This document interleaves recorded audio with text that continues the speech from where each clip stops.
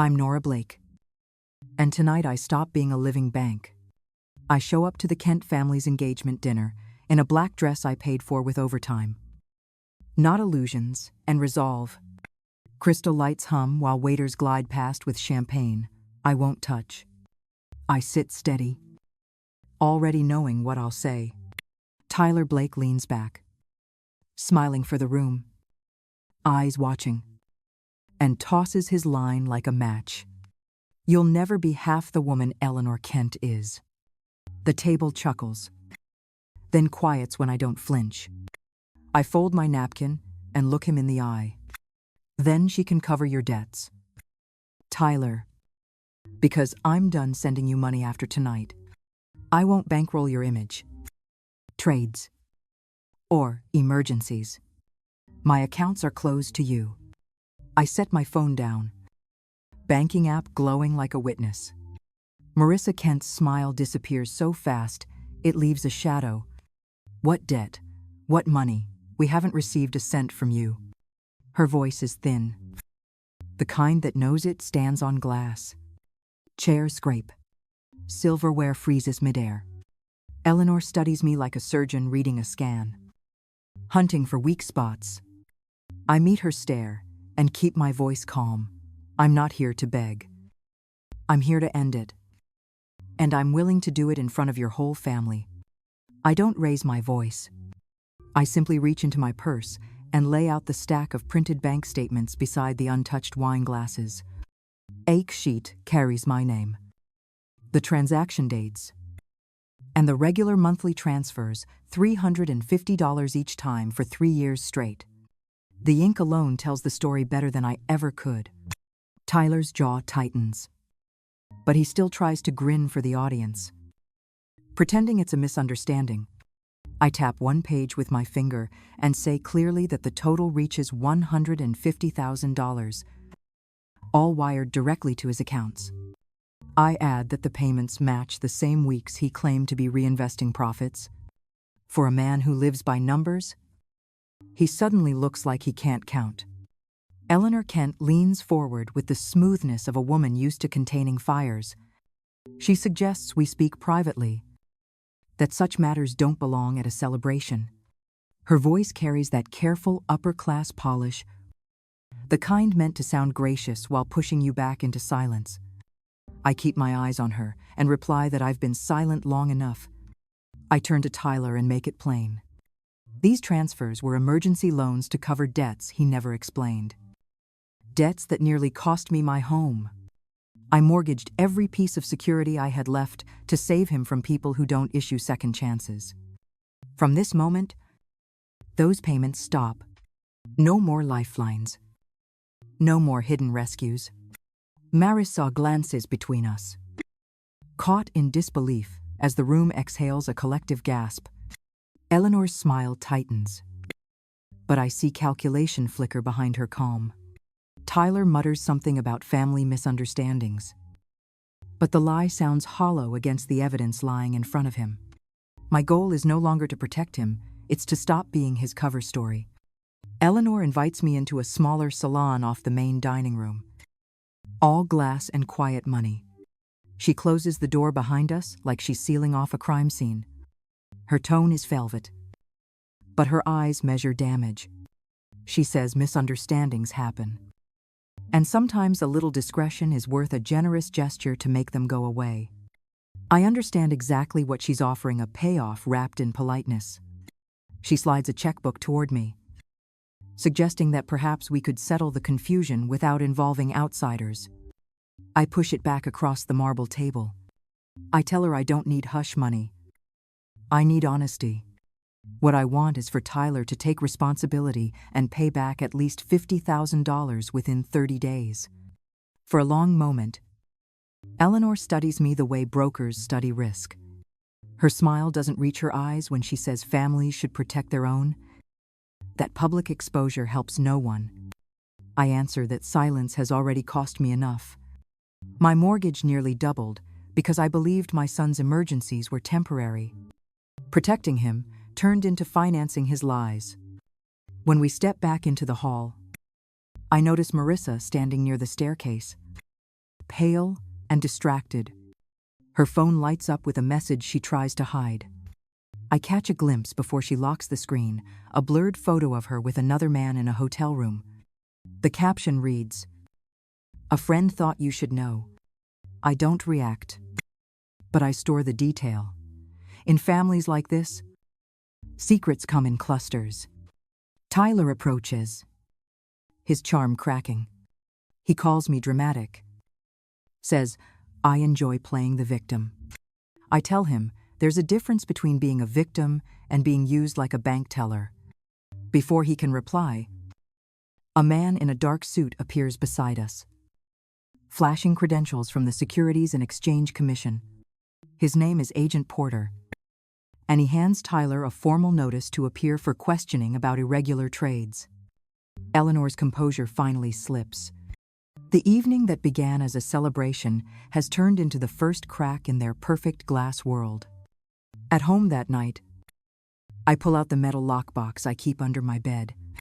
Inside are folders marked with years, each one holding fragments of my sacrifices, loan contracts, bank statements, emails, even handwritten notes from Tyler promising repayment. The papers smell faintly of ink and regret. I spread them out on the kitchen table, line by line, like a battlefield map. I call Ava Brooks, the civil attorney I met years ago through my old job. Her voice is calm, deliberate, the kind that steadies the ground under you. I tell her I need to protect myself legally and document every dollar that left my account. She asks me to gather proof of all communications and to map each transfer, including interest and fees, so the full financial trail can't be disputed. The next morning, I visit Mr. Dalton at the First Harbor Bank branch where I took the original loans. He remembers me, the woman who never missed a payment. He prints verification letters showing each loan, the dates, and the payoff schedules still in progress. When I leave his office, I finally feel like I'm not drowning, but learning how to swim through the wreckage. Back home, I organize everything into labeled binders and draft a summary Ava can send to the SEC through proper channels. I keep my language simple, factual, free of emotion. Every lie Tyler told now has a timestamp beside it. Every broken promise sits in black and white. I email the full packet to Agent Porter with a short note, evidence enclosed. No speculation. All verifiable. Late that evening, the doorbell rings. It's Rick Blake, my ex-husband, looking older but carrying the same tone of false concern. He says Tyler just needs another chance. That family should forgive. I stand in the doorway and tell him forgiveness doesn't mean financing. Then I close the door gently, the lock clicking like punctuation at the end of a long sentence. For the first time in years, I feel the air lighten. I've stopped covering for my son and started defending myself. 2 days later, Agent Porter calls and asks me to come in. His tone is polite but clipped, the kind that means things are already in motion. In a quiet office lined with case files, he spreads out a printout of digital transfers traced from Tyler's accounts. My stomach drops as I read the sender's name, Kent Holdings. Eleanor's company wired directly into Tyler's crypto wallet, then funneled offshore through a proxy account. Porter explains that the transactions match the time period of my loans and my payments to cover his debts. Tyler hadn't just been hiding his failures. He'd been laundering Eleanor's money through his fake trading schemes. Porter mentions another signature on the transfer approvals, a man named Damon Ruiz, the Kent family's chief financial officer. I recognize the name instantly. It's the man from Marissa's photo. The web suddenly looks much larger than my son's mistakes. I leave the building and call Marissa, asking to meet in a cafe near Midtown. When I show her a redacted version of the document, her hand trembles around her coffee cup. She admits she never knew where Tyler's money came from and that Damon handled most of the investment introductions. Her voice cracks when she says she thought Damon was just helping, not using her for insider information. The shame in her eyes almost makes me pity her. That night, I receive an envelope slid under my apartment door. No name, no return address, just photos. They're clearer than the one I glimpsed before, showing Marissa and Damon together at a hotel, time-stamped last week. On the back of the final photo, in neat handwriting, are the initials E.K. The message is unmistakable. Eleanor is cleaning house. She's willing to burn her own daughter to protect her empire. I sit at the kitchen table and think of all the years I believed silence could buy peace. Now, I see the truth. Eleanor used my son to launder her company's money. And when things turned dangerous, she sent Porter straight to his door. I realize there's only one way forward. If Eleanor thinks she can bury her sins under my family's name, she's about to find out I can dig deeper than she ever imagined. From this point on, I'm not covering for anyone. I'm setting the stage for exposure. 2 weeks later, I request a formal family meeting at the Kent corporate office. Under the pretense of discussing the upcoming marriage contract, Eleanor agrees, likely thinking I'm coming to negotiate silence. The conference room is cold and immaculate. With the skyline gleaming through tall glass windows, Tyler, Marissa, Damon Ruiz, and Eleanor all take their seats while a company attorney watches from the corner, unaware he's about to witness the undoing of his clients. I start the meeting by projecting a file onto the large monitor labeled Transfer Audit Summary. The first slide shows Kent Holdings' internal transfers signed by Damon Ruiz, moving directly into Tyler's crypto wallet before disappearing offshore. Each transaction is time-stamped to the same dates as the loans I took to cover his debts. My voice stays calm as I explain the pattern. Every word a nail sealing their facade shut. Eleanor feigns surprise. The performance of a seasoned executive. She calls it an accounting error, a misunderstanding between departments. I let her finish, then switch slides. On screen appears an email from Damon to Marissa, promising continued financial security in exchange for keeping certain company details within the family. Marissa's hand flies to her mouth. Damon shifts in his seat, sweat collecting near his collar.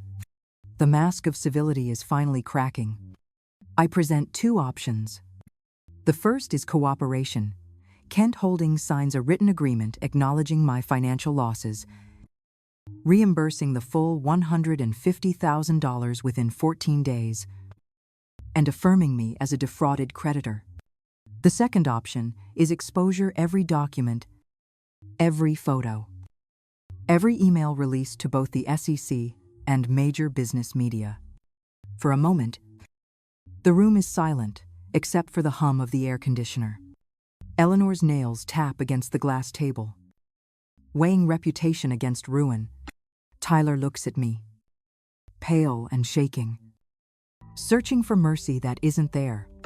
I tell him this isn't revenge, it's balance. He taught me that silence protects the wrong people, and I finally learned my lesson. When Eleanor finally whispers that she'll review the terms, I know she's already lost. The trap is set. And this time, I'm the one holding the pen that writes the end of their story. The morning after that meeting, Tyler calls me from a blocked number. His voice trembles between anger and desperation.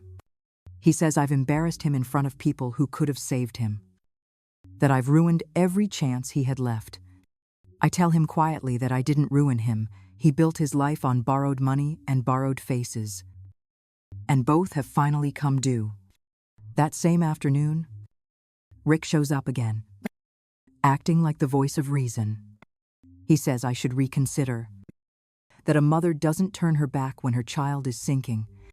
I look him straight in the eye and remind him I already pulled Tyler out of one hole that nearly buried me alive. This time, I choose the law over sentiment. Love doesn't mean letting someone drag you under.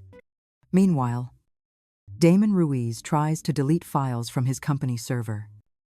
Unaware, Agent Porter already secured a warrant. His attempt to clean up becomes obstruction, and the evidence of coordination with Tyler surfaces faster than he can cover it. Eleanor panics and transfers $50,000 to my account as a personal goodwill payment. Thinking it will silence me, I forward the confirmation to Porter before the funds even clear. That single transaction becomes the final thread unraveling everything. Marisa, trapped in the fallout, turns witness and hands over messages, schedules, and hotel receipts connecting Damon's insider trades to Tyler's transfers. Within 48 hours, subpoenas hit every member of their inner circle. The empire that once looked untouchable now collapses under its own polish and denial. For the first time in years, I don't feel cornered. I feel the ground shifting back beneath my feet. Steady and clean. The storm I started by telling the truth is finally washing the lies away. The hearing takes place in a federal building that smells faintly of paper and coffee. Ava Brooks sits beside me, calm and exact. While Agent Porter presents the evidence we've gathered, he walks the panel through every transfer, every fake investment, every concealed wallet. Tyler sits a few rows ahead, shoulders slumped, watching his own downfall written out in numbers. Ava stands to clarify that I am not a partner in any of Tyler's ventures, but a victim of his misuse of personal loans. She requests restitution equal to $150,000 and full protection of my remaining assets. The judge nods, reviewing the exhibits. For a moment, the room feels suspended between justice and collapse, as if everyone's next breath will decide which way it goes. Then Porter introduces a new document, one that changes the tone entirely. It's an internal ledger labeled E.K. Cleanup, recovered from Kent Holdings' server. The entries show Eleanor Kent authorized the same transfers months before Tyler's supposed scheme began. Damon Ruiz was her executor, not her instigator. My son wasn't the architect, he was the scapegoat, set up to absorb her dirty money when the time came. Ava's expression doesn't move, but I see the quiet recognition in her eyes. Eleanor's polished mask finally cracks as Porter explains the pattern. Funds moved through shell companies, disguised as bonuses, then reappeared under Tyler's accounts for investment distribution. It was a classic laundering loop disguised as family opportunity. The Kent matriarch had written the script long before any of us knew we were cast in it. When the judge orders Eleanor held for questioning, the room goes silent. Damon's face drains of color as he's taken into custody for obstruction. Tyler tries to turn toward me, but I can't offer comfort. The second twist cuts both ways. Eleanor loses her empire, and my son loses his illusion. Justice doesn't erase the pain, but it finally divides it where it belongs. The judgment arrives 3 weeks later, printed on thick paper that feels heavier than it looks. The court orders restitution $150,000 plus accrued interest, drawn from Tyler's seized accounts and Kent Holdings' frozen assets. My mortgage is cleared, and the loans I once feared would bury me are officially closed. The ink on that document feels like the first clean breath I've taken in years.